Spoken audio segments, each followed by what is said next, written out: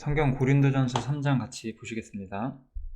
3장이 내용이 많진 않아요. 그래서 좀 쉽게 보실 수 있을 것 같습니다. 여기서 이제 첫 번째로 우리가 봐야 되는 게 요 그리스도 안에서 어린아이라는 표현이 나와요. 형제들아, 내가 신령한 자들을 대함과 같이 너희에게 말할 수 없어서. 지금 1장, 2장에서 고린도 교인들의 문제들을 우리가 몇 번 살펴봤잖아요. 이 사람들은 어린아이 같다고 했어요. 여기서 이 용어의 특징은 이제 우리가 2장을 좀 기억을 해볼게요. 2장에서 육에 속한 사람 이란 단어가 나왔죠. 성경 있으시면 2장 같이 봐보시면 좋을 것 같아요. 그 다음에 신령한 자라는 사람들이 나왔어요.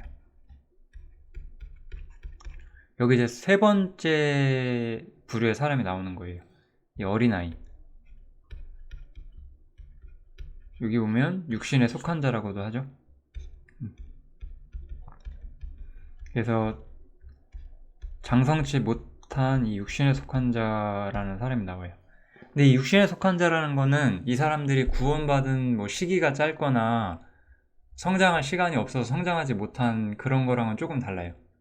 왜냐면은 요한일서에 보면 그 아이들, 청년들, 아비들 이렇게 신앙이 성숙해가는 모습들이 나오는데, 여기서 어린아이들은 정말 아이이기 때문에 아이라기보다는 잘못된 방식으로 살기 때문에 계속 아이 상태에 있는 사람들을 말해요. 뭐 쉽게 말하면 뭐 우리도 나이는 먹었는데 철 안 들었다, 뭐 이런 표현을 쓸 수 있잖아요. 우리 사람들 사이에서도 그런 거죠. 그럼 이제 고린도전서에서 우리가 가장 볼 수 있는 이 사람들이 이렇게 육신에 속하고 어린아이인 이유는 사람을 높였다는 거죠. 사람 중심적으로 움직였다는 거예요. 이걸 보면 참 현대 교회가 좀 교훈을 받을 만한 이야기라고 저는 생각이 들거든요. 뭐 아무튼 이따 자세히 이야기하도록 하고 일단 넘어가겠습니다. 그래서 이 그리스도 안에서 어린아이인 사람들이 나와요. 이 사람들은 저주로 먹이고 밥으로 할 수가 없었어요. 왜냐면 너희가 감당치 못하였음이거니와 이렇게 나오죠. 이건 이제 고린도전서에 나오는 거고, 이거는 히브리서에 나오는 말씀인데요. 히브리서에도 젖을 먹는 자마다 어린아이라고 했고 의의 말씀을 경험하지 못했다라고 이야기하죠. 단단한 식물은 장성한 자의 것이고 저희는 지각을 사용함으로 연단을 받아 선악을 분별하는 자들이다, 이렇게 말하죠.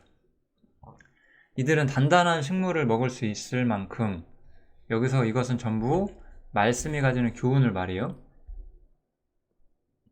이건 어떤 구약에 나올 만한, 구약 성경에 나오는 좀 기초적인 인간의 계명에 관한 그런 류의 어떤 가르침을 많이 상징을 하고 있고, 이거는 이제 영광 중에 계신 그리스도에 대한 가르침을 많이 이야기를 하죠.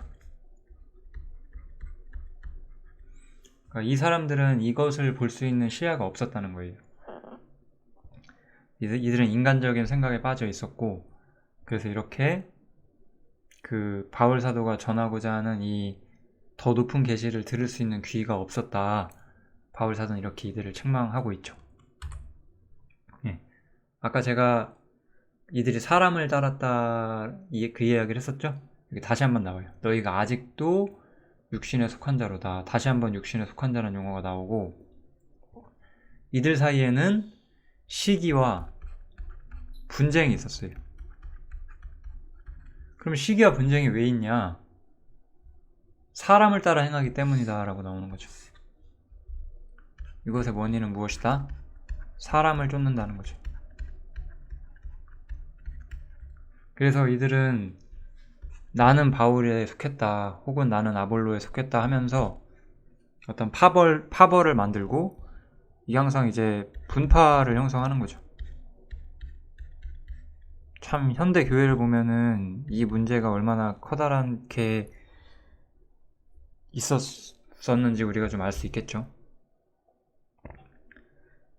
그래서 이렇게 분파, 사람 중심으로 모이고 어떤 사람의 교리 중심으로, 뭐 이런 중심으로 모이게 되는 그런 문제가 발생을 하게 됐어요.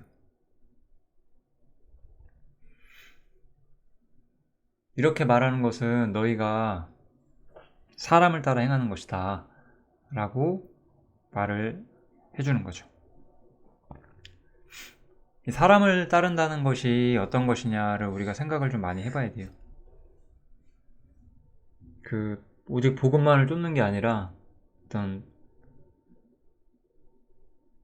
진리를 추구하지 않고 복음을 추구하지 않고 어떤 인간적인 어떤 끈 혹은 그런 자신의 어떤 인간적인 그런 만족을 채워주는 그런 설교자, 그런 사람들을 더 좋아하기 마련이잖아요, 우리 육신은.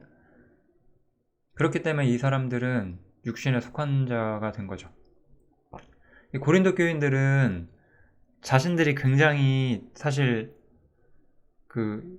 우리가 고린도전서 1장 2장에 보면 그들이 은사와 언변이 풍성하다고 했잖아요.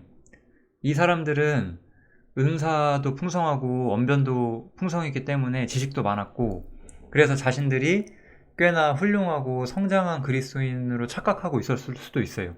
그런데 바울 사도는 너희들은 어린아이고 육신에 속했다라고 크게 책망을 하는 거죠.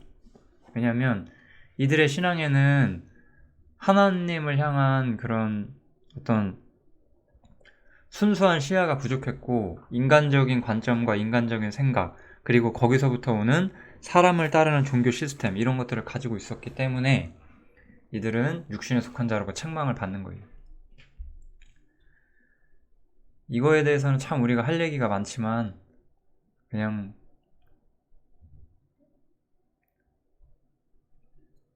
현실을 봐야 할 것 같아요. 각자 자신이 있는 교회가 가진 형태와 현실을 보면서 생각하는 게 가장 좋다라고 생각이 듭니다. 육신에 속한 자들은 사람을 추구해요. 사람을 쫓아요. 사람을 쫓는 것은 올바른 교회가 아니에요. 항상 이 부분 꼭 기억을 하시고 넘어가도록 하겠습니다. 그래서 이들은 사람일 뿐이고 오직 자라나게 하시는 분은 하나님 뿐이다 라고 바울 사도는 하나님만을 높이고 있죠. 심는 이와 물 주는 이가 일반이다, 그냥 다 똑같다 라고 표현하는 거예요. 그래서 각각 자기 일하는 대로 자기 상을 받을 것이다 라고 이야기를 하면서, 이 고린도 교인들이 어떤 특정 사역자들을 높이거나 그러고자 하는 생각을 가지고 있었고, 그걸 중심으로 파벌을 형성했어요. 이 파벌을 형성하는 데 있어서 우리가 한번 이런 얘기를 해볼게요. 여기서 심는 이와 물 주는 이가 바울하고 아볼로로 나오는데, 바울하고 아볼로가 그렇게 하려고 했나요? 이 사람이 파벌을 형성하고자 하고 아볼로가 파벌을 형성하려고 했을까요? 그런 단서를 우리는 어디서도 볼 수 없거든요. 이 고린도에 있던 사람들이 스스로 파벌을 만드는 거예요. 우리가 이걸 잘 생각을 해봐야 돼요. 이 파벌을 좋아하는 사람들이 있다는 거예요. 이들이 그렇게 했다는 뜻이 아니에요. 이거는 이 사역자들의 잘못은 아니에요. 물론 사역자이면서 잘못된 사람은 자신의 세력을 구축하려고 할 수도 있겠죠. 근데 이제 그런 건 뭐 그때 가서 고민하도록 하고요. 여기서 지금 중요한 거는 이 고린도에 있는 많은 이 사람들, 여기는 지식과 은사와 언변 등이 풍부한 사람들이었어. 이 사람들은 항상, 이런 사람들은 자신을 높이기를 좋아할 가능성이 커요. 이거는 사실 주님 앞에서 쓰임받고자 하는 사람들이라면 반드시 처리되어야 되는 중요한 인간의 악이거든요. 이것을 자신을 높이고자 하는 이 갈망 때문에 자신을 높여주는, 그런 자신을 높여주고 서로 칭찬하면서 자신들을 세울 수 있는 그런 사람들끼리 뭉친다는 거예요. 이게 파벌의 어떤 본질적인 원인일 수가 있겠죠. 당신 대단하시네. 당신도 대단하세요. 이러면서 서로 띄워주는 사람들끼리 뭉친다는 거예요. 그래서 이 사람의 칭찬이 얼마나 위험한 것인가, 우리가 이 생각도 해봐야 돼요. 사람의 칭찬은 때로는 굉장히 위험할 수가 있다는 거. 왜냐면 이 A라는 사람과 B라는 사람, C라는 사람이 있는데, 그리고 여기 이제 뭐 D라는 사람, E라는 사람, F라는 사람이 있다 쳐요. 이 사람 셋이 잘 맞아요. 서로 칭찬해 이렇게. 얘네들끼리 잘 맞아요. 이렇게 둘이 파당이 되는 거예요. 그러면서 이 사람들은 아볼로를 좋아했고 이 사람들은 바울을 좋아했다는 거죠. 이런 식으로 파벌이 형성되는 거예요. 왜냐면 바울과 아볼로는 이 일에 관여한 적이 없어요. 이들은 사람의 칭찬과 자신들의 재능을 인정받고 싶어하는 그 잘못된 생각 때문에 이렇게 파벌을 형성하게 되는 거고, 이런 것들은 교회에 아무런 정말 도움이 되질 않아요. 그래서 이 사람들이 어린아이들이었다는 거예요. 성장한 그리스도인들은, 장성한 그리스도인들은 저는 단순해요. 장성한 그리스도인들은 자신을 아무것도 아닌 것으로 여겨요. 이게 다예요. 자신을 아무것도 아닌 것으로 여길 수 있으면 모든 것이 순적하게 흘러갈 수 있어요. 그러면 만사가 하늘에 속하게끔 움직이게 되어 있거든요.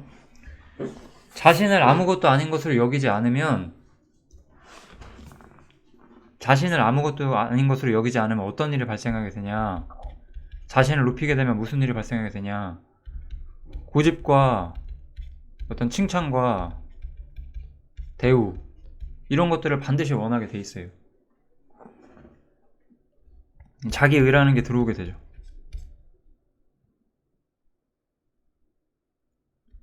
어떤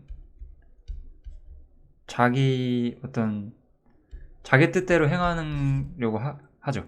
이런 일들을 버리게 되어 있는 거예요. 왜냐면은 이런 것들을 버리려면 자신을 아무것도 아닌 것으로 여길 줄 알아야 돼요. 그리고 장성한 자들은 그런 데 있어서 신앙에 발전한 사람들이에요. 우린 여기서 굉장히 중요한 사실을 봐요. 신앙에 성장한다는 건 뭘까요? 성경을 오래 읽어서 지식이 많아지고 교회에 대한 어떤 그런 경험 이런 것들이 많아지면 그게 신앙의 성장일까요? 이런 거 아니라는 거죠. 신앙이 성장한다는 것은 나는 내려가고 주님만 높여진다는 거예요. 이게 바로 신앙이 성장한다는 거예요.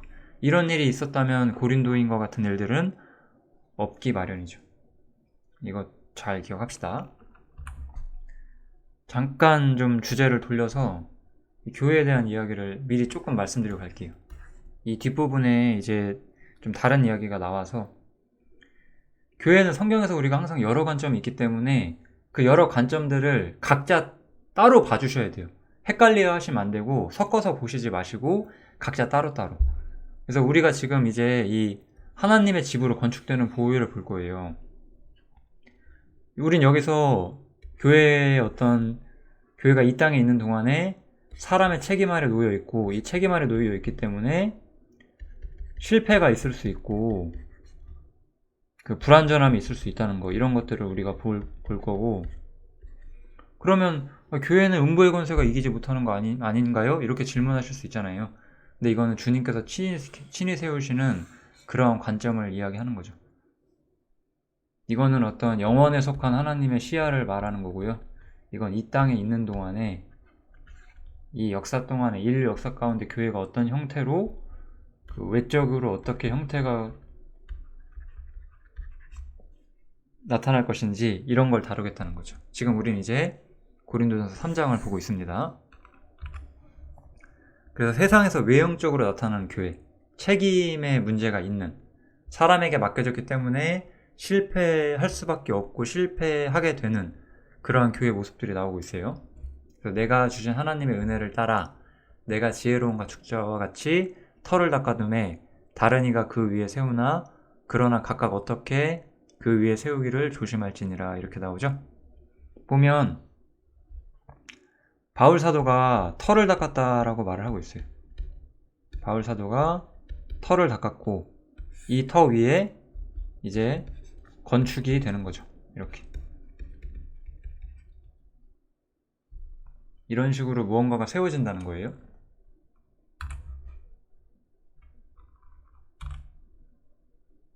그래서 이 닦아둔 것 외에는 능히 다른 터를 닦아둘 자가 없으니 이 터는 곧 예수 그리스도라 해서, 바울 사도가 세운 터의 어떤 중심은 이 터는 무엇이다? 예수 그리스도 자신이다 라고 이야기하고 있죠. 우리는 여기서 좀 하나 재미있는 걸 볼 수가 있는데, 베드로가 먼저 복음을 전하기 시작했잖아요. 우리가 성경을 보면. 근데 베드로가 아니라 바울 사도가 털을 닦았다고 하죠. 그래서 우리가 이런 걸 보면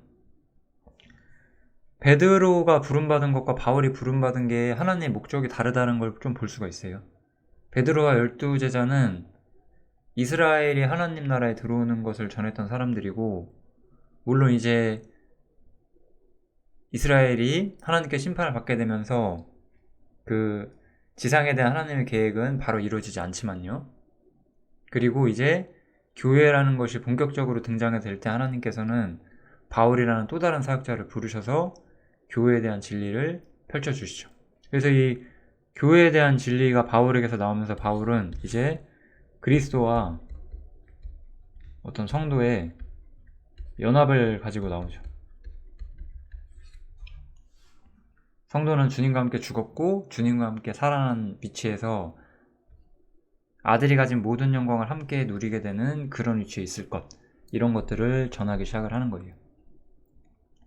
아무튼 그렇게 바울 사도가 터를 닦았고, 이제 그 터 위에 사람들이 건축을 시작해요. 그래서 이렇게 건축을 한다고 했을 때 여기까지 우리가 지금 본 걸 가지고 아까 이 교회에 대한 관점을 조금 더 정리를 해볼게요. 약간 이런 것도 많이 오해하시는 부분이라서, 첫 번째로 이 첫 번째 이런 오해가 있죠. 우리가 어떤 사람이 나 이제 교회 다녀서 하나님 믿어볼래 해서 교회를 와요. 그럼 그 사람이 교회의 구성원이 될 수 있을까요? 당연히 안 된다는 거죠. 왜냐하면 하나님께서 영혼을 소생시킨 사람들만이 교회의 구성원이 되는 거예요. 현대 우리 시대에 가장 이게 안 지켜지고 있다고 생각을 하거든요. 그냥 누구나 다 교회 가고 싶으면 교회에 가고, 가면 그냥 형제님 자매님 불러주고, 뭐 그렇게 안 부르는 교회들도 있겠죠. 아무튼 뭐 그냥 조금 있으면 바로 뭐 집사 같은 거 시켜주고 뭐 그렇다는 거죠. 제가 옛날에 구원받기 전에 성경을 배워보고 싶어서 그냥 교회에 나간 적이 있어요. 우연히 그냥 여러 가지 우연히 겹쳐서 교회에 가게 됐는데, 가자마자 저는 이제 형제였고,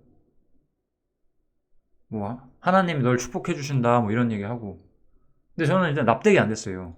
아니 왜 내가 하나님께 축복을 받는 것이냐, 난 하나님 있는지도 모르겠는데 그 당시에는. 좀 그렇다는 거죠. 교회가 굉장히 잘못되어 있다는 거예요. 일단 교회에 대한 첫 번째 개념은 영혼을 소생시킨 사람들이 반드시 구성원이 되어야 된다는 거예요. 여기서 물론 우리는 가라지가 사람의 책임 아래 있기 때문에 놓여질 수 있는 건 알고 있어요. 근데 이거는 제가 말하는 건 그런 관점이 아니라 가라지가 있을 수 있지 않냐 이런 얘기가 아니고, 이런 부분들이 반드시 개념적으로 정립되어 있어야 된다는 거죠. 그냥 무조건 교회에 오셨으니까 우리 형제, 우리 자매 이렇게 그냥 되는 건 아니라는 거죠. 제가 가라지의 경우에 1장에서 일단은 인정할 수밖에 없다라고 제가 말씀드렸죠. 그런 것과 상관없이 그냥 이러한 개념 자체가 없이 교회가 형성되어 있다는 거예요, 지금은. 그렇다 보니, 근데 이걸 아는 분들이 있어요. 그래서 구원받은 사람만 교회의 진정한 어떤 지체다, 이런 부분을 아시는 분들이 있거든요. 그런 분들 중에서 약간 이 잘못된 두 번째 관점을 가지신 분들이 있어요. 저기 온 세상에 지금 우리가 모르는 많은 정말 구원받은 사람이 있을 거예요, 어딘가에. 그들 모두가 교회다라고 한다는 거예요. 근데 그것들을 교회라고 하진 않아요. 그들은 구원받은 개인은 맞아요. 구원받은 개인과 교회는 전적으로 다르다는 걸 우리가 좀 알아야 돼요. 이 부분을 조금 꼭 이해해 주시면 좋겠고요. 이 이야기는 제가 언젠가 다른 주제에서 다뤄볼 수가 있을 것 같아요. 지금 여기서는 이 고린도전서 3번 이야기를 하는 주제라 가지고요. 그래서 우리는 구원받은 개인이 어디에 퍼져 있는 게 그게 다 교회가 아니에요. 교회는 형태를 가지고 이 세상에서 책임을 가지고 형태를 구축해서 하나님의 일들을 하고자 모여있는 그 무리를 교회라고 하는 거예요. 그래서 이 교회라는 것은 일단 드러나야 돼요. 그러니까 보이지 않는 모든 구원받은 개인이 교회다, 이거는 잘못된 거예요. 교회는 일단 드러나 있어야 돼요. 이걸 첫 번째로 좀 아셔야 돼요. 교회는 드러나 있기 마련이라는 거. 그리고 그래서 교회는 책임을 가지고 하나님의 명하신 것들을 수행하고자 해야 돼요. 물론 이런 과정에서 사람에게는 실패라는 게 있을 수밖에 없어요. 그리고 이 고린도전서는 이 실패에 대해서 좀 다루고 있기 때문에 어쨌든 이 3장을 이야기를 하기 전에 우리가 교회가 무엇인가를 잠깐은 좀 봐야 하고, 여기서 조금 좀 소개해 줄 수 있어서 좀 다행이라고 제가 생각을 하고 있습니다. 이런 부분들을 좀 기억을 해 주시면 좋을 것 같아요.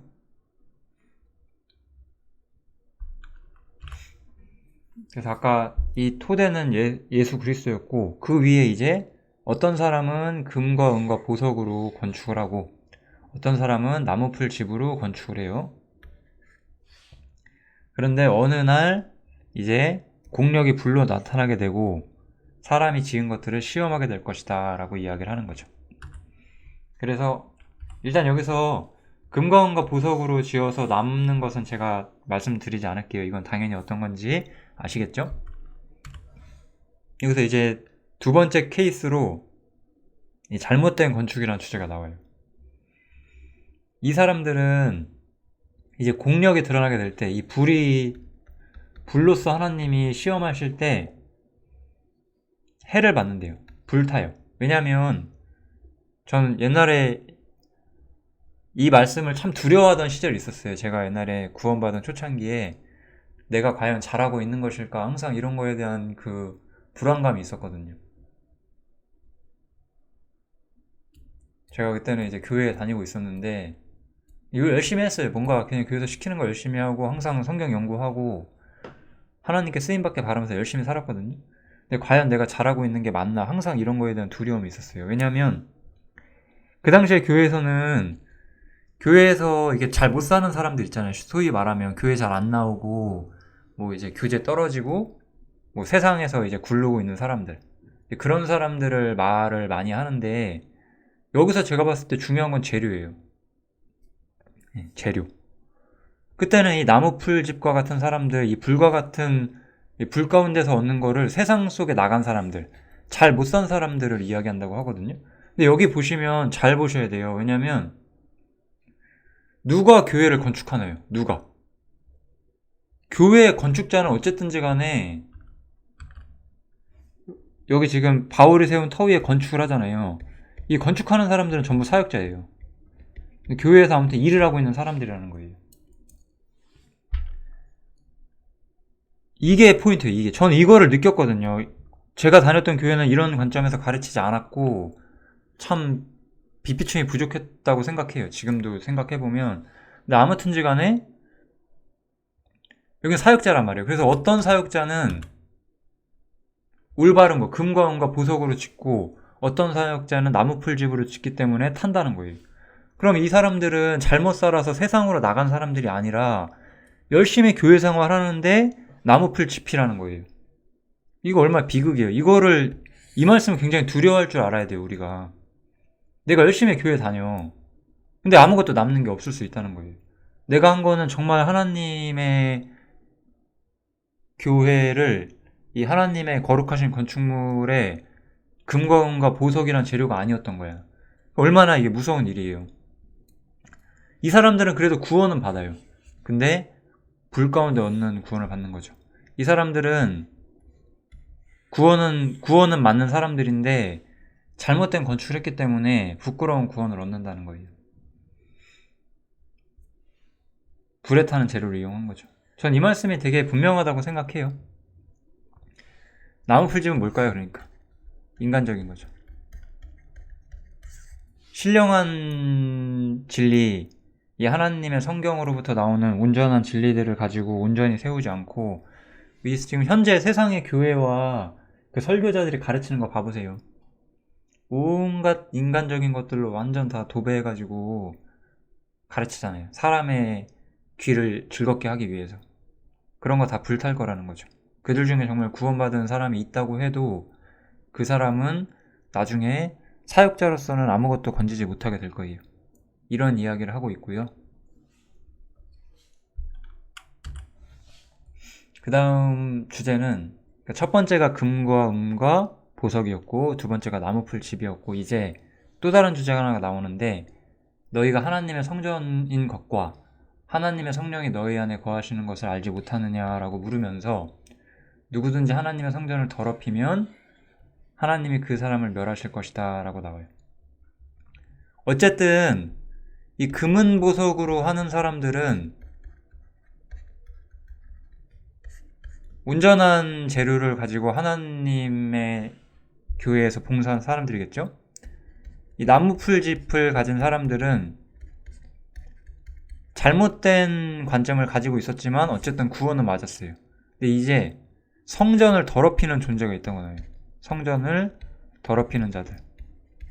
이런 사람들도 지금 교회 안에 들어와 있다는 거죠. 이들은 누구죠? 이들은 이제 가라지들이죠. 가라지인데 중요한 것은 이들이 가라지임과 동시에 교회에서 사역자 역할을 하고 있다는 거예요. 여러분들은 이런 부분에 굉장한 두려움을 느끼셔야 돼요. 왜냐하면 교회에 그냥 평신도처럼 다니는 사람만 가라지가 아니에요. 항상 더 위협적인 가라지들은 교사들이고 거짓 교사들이고 거짓 집사들이고 거짓 사역자들이라는 거죠. 이런 사람들은 교회를 더럽히고 거기에 온전한 성도가 있을지라도 그들까지 잘못된 길로 미혹시키고자 할 거예요. 물론 자신들이 그렇게 하고 있다는 것도 모를 가능성이 커요. 자기가 거짓 교사인지 알고 거짓 교사 짓 하는 사람은 없을 거예요. 근데 이들은 양심의 두려움이 부족해요. 항상 보면 내가 정말 올바른 것일까 이런 거에 대한 통찰을 안 해요. 이런 사람들 보면 하나님이 얼마나 거룩하고 인간이 얼마나 더러운지에 대한 이해도가 부족하기 때문에 그냥 다 잘 될 거라고 막연히 착각하며 살죠.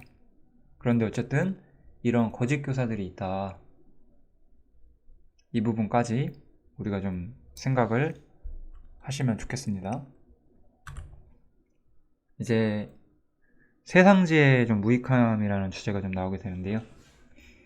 그래서 너희 중에 누구든지 이 세상에서 지혜 있는 줄로 생각하거든 차라리 미련한 자가 되라 이렇게 이야기를 하죠. 이 교회 안에서 그리고 사실 진짜 이 세상에서도 지혜로운 자가 되려면 우리는 세상에서 차라리 미련한 자가 돼야 돼요. 세상에서 미련한 자가 되는 것이 이 하나님 나라에서 지혜로운 자가 된다는 거예요. 고린도 성도들은 세상 지혜가 충분한 사람들이어서 세상에서 세상 지혜가 많았어요. 그리고 이 세상 지혜를 교회에 접목시키고자 한 거예요. 이런 것들이 무가치하다라고 이야기를 하고 있는 거예요. 이게 꼭 이것만 그럴까요? 모든 게 그래요. 모든 거. 우리는 이 세상 지혜의 무익함을 아는 사람들이 되어야 돼요. 세상에는 항상 우리가 말하는 것처럼 정치, 경제, 문화, 예술, 과학 모든 분야가 항상 뭔가 발전하려고 하고 있거든요. 그런데 우리한테는 다 쓸모없다는 거. 그런 것들은 이 하나님의 교회에 아무런 쓸모가 없다는 것을 우리가 다시 한번 잘 생각해 주면 좋을 것 같습니다. 이 세상 주제는 하나님께 미련한 것이에요. 그것은 자기 괴율에 빠지게 하는 것이라 이렇게 이야기를 하죠. 이런 것들은 하나님을 찾는 것을 방해하죠. 그래서 이 세상 지혜는 아무런 유익함이 없다. 이런 부분 우리가 좀 생각을 하면 좋겠습니다.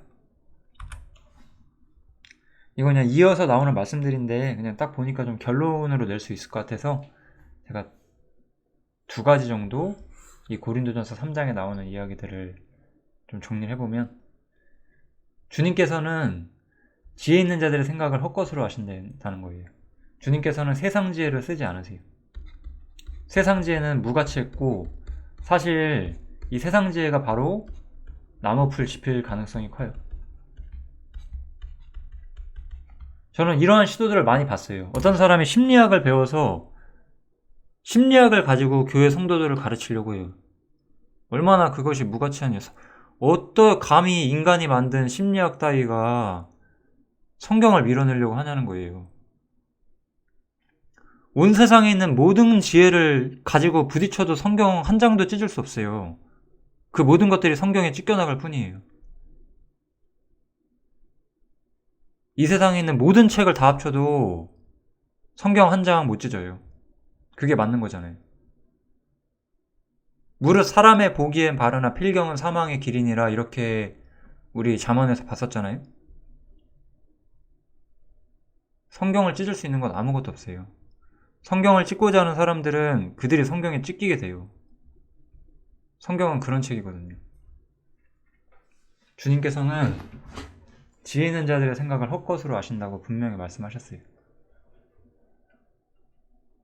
과학과 의학을 너무 신뢰하지 마세요.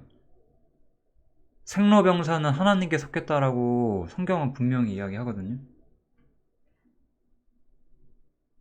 세상의 지식과 세상의 지혜를 너무 믿고 너무 신뢰하고 그것들에 자신의 인생을 맡기지 마세요.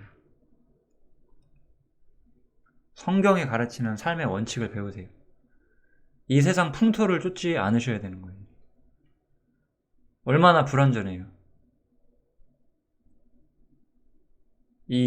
우리는 자본주의 시대에 살고 있고 얼마나 금전에 예민하고 이렇게 살아요. 그런데 우리는 그런 것들에서 자유로워지셔야 해요. 세상 지혜는 아무런 쓸모가 없거든요. 그 다음에 두 번째로는 사람을 자랑하지 말라고. 왜냐면 만물이 다 너희 것이다 라고 나오죠. 이 뒷구절에 보면 아볼로나 바울이나 게바나 다 너희 것이다 라고 말하고, 너희는 그리스도의 것이고 그리스도는 하나님의 것이다, 이렇게 이야기가 나오죠. 우리 그리스도인이라는 사람들은 만유를 소유한 사람들이에요. 왜냐? 주님께서 만유를 소유하셨기 때문에. 주님이 만유를 소유하셨기 때문에 우리는 주님의 신부가 됐어요. 그리고 주님과 함께 공동 상속자가 됐어요. 우리는 모든 것을 가질 사람들이에요. 이것을 우리가 정말 기억하고 살면 좋을 것 같아요. 왜 우리가 정말 짧은 인생에서 그 별것도 아닌 거 하나 가지려고 그렇게 발버둥 치는지 한번 좀 생각을 해봐야 돼요, 우리는. 왜냐면 우리는 모든 것을 소유했어요. 우리는 모든 것을 소유한 사람들이고 지금 잠시 그러지 못한 거예요. 잠깐 이 세상을 사는 동안에. 우리 예를 들어 왕자가 있다 쳐요. 이 사람은 언젠가 왕이 될 거예요. 모든 걸 소유하게 돼요. 근데 왕자일 때는 교육도 받고 훈련도 받고 절제도 하고 이렇게 할 거 아니에요. 왜? 훌륭한 왕이 되려고요. 우리는 그런 사람들이에요. 내가 무엇을 위해 살고 있는지를 잘 생각해 봐야 돼요. 내가 이 땅에서 작은 거, 별것도 아닌 거 얻으려고 발버둥 치고 살고 있는지, 아니면 내가 영원한 만유를 상속한 사람으로서 영원한 것들을 소유할 수 있는 그 소유 합당한 사람이 되기를 바라면서 지금을 준비하고 있는지, 우리는 그런 것을 생각하며 살아야 한다고 저는 좀 생각합니다. 아무튼 고린도전서 3장은 이 정도 하면 될 것 같아요. 굉장히 좀 고린도전서가 쉽고 메시지가 강렬하기 때문에 우리가 배울 게 많을 것 같습니다. 3장 여기서 마치도록 하겠습니다. 감사합니다.